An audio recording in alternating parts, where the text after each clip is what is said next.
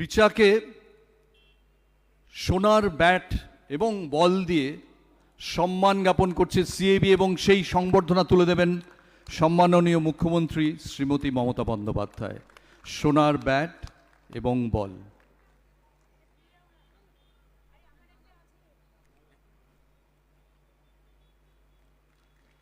ক্রিস্টালটা সৌরভের তরফ থেকে মাননীয় মুখ্যমন্ত্রী, ঝুলন সবাই আছেন, সবাই একসঙ্গে যদি আশেপাশে দাঁড়ানো দারুণ গ্রুপ ছবি হতে পারে।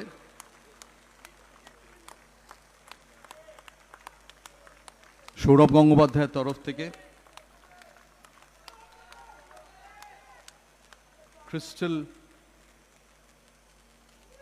এবং ব্যাট ছাড়াও রিচার জন্য রয়েছে একটা চেক। সেই চেকের অ্যামাউন্টটা 34 লাখ টাকা। কেন 34 লাখ টাকা?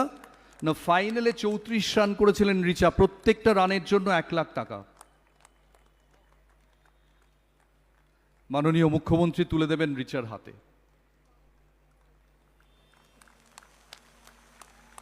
34 লাখ টাকা রিচা ঘোষকে ফাইনালে 34 রানের জন্য।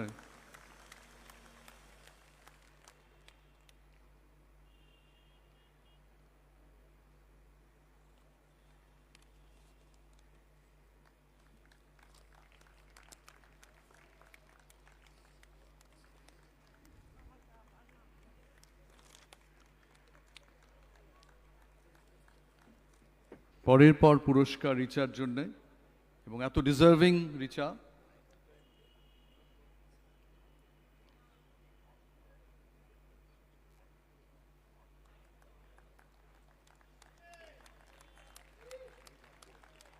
পশ্চিমবঙ্গ সরকারের তরফে মাননীয় মুখ্যমন্ত্রী একাধিক পুরস্কার এবার তুলে দেবেন রিচা ঘোষের হাতে।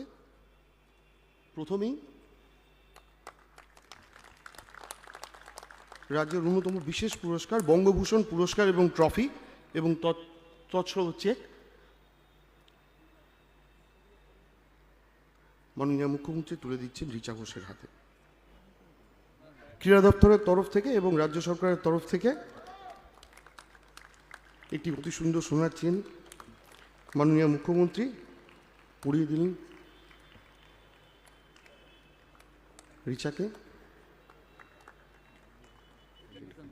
এবং রাজ্য সরকারের তরফ থেকে রাজ্য পুলিশের ডেপুটি সুপারিনটেন্ডেন্ট অফ পুলিশ পদের অ্যাপয়েন্টমেন্ট লেটারও মাননীয় মুখ্যমন্ত্রী তুলে দিলেন রিচা ঘোষের হাতে।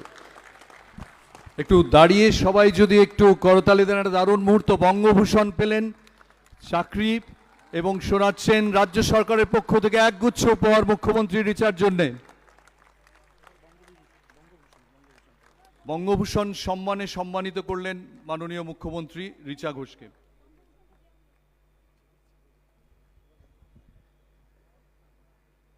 বঙ্গভূষণ ট্রফিটি এবার মাননীয় মুখ্যমন্ত্রী তুলে দিচ্ছেন রিচার হাতে, রিচা ঘোষের হাতে।